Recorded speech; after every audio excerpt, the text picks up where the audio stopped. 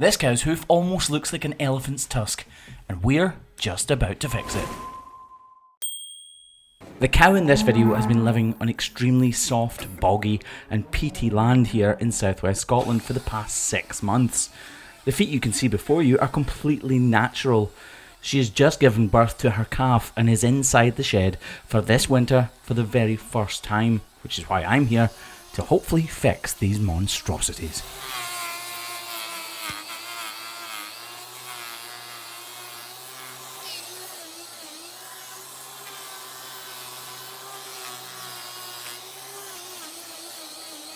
Now that we've removed the bulk of the excess hoof horn, we're starting to see that there are no real issues with this cow's hoof.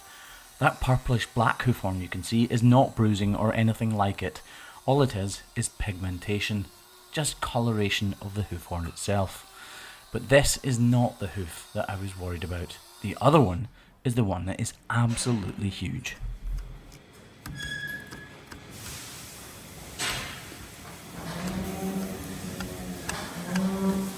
This back right hoof really does remind me of an elephant's tusk. It's absolutely huge, just look at it in size in relation to my hands. These feet should be around 7 centimeters long, which is the width of my hand, but in reality, they're at least double that.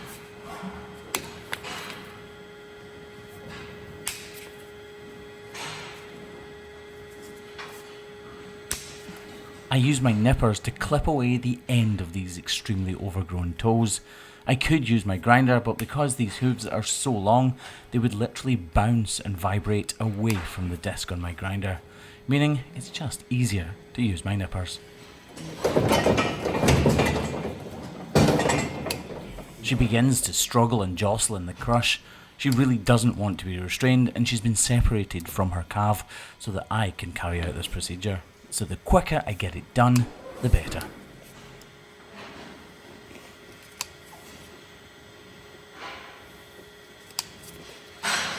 On a well-shaped cow's feet, the end of her toe should be around 5mm or 1/4 inch thick. This cow's hooves are around 40mm or over 1.5 inches thick.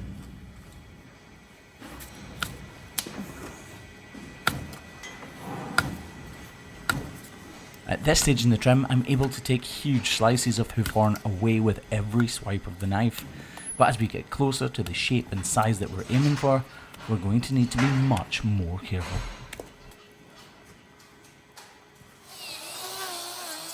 Now that we've drastically reduced the size of these hooves, I'm in much more familiar territory, so I pick my grinder up in an effort to speed this whole process up. When cows' hooves are as grossly overgrown as this cow's were, the interior anatomy can alter, so we need to be especially careful when we get to the size that we're looking for.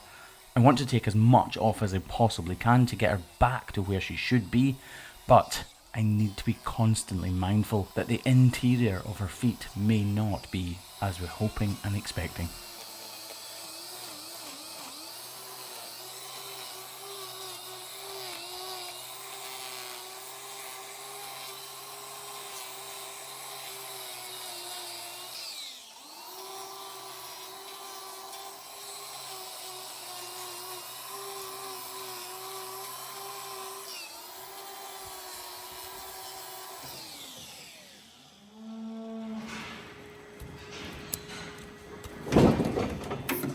She's becoming more and more unsettled in the crush, so I'm keen to get this trim finished and get her out of the crush and back to her calf.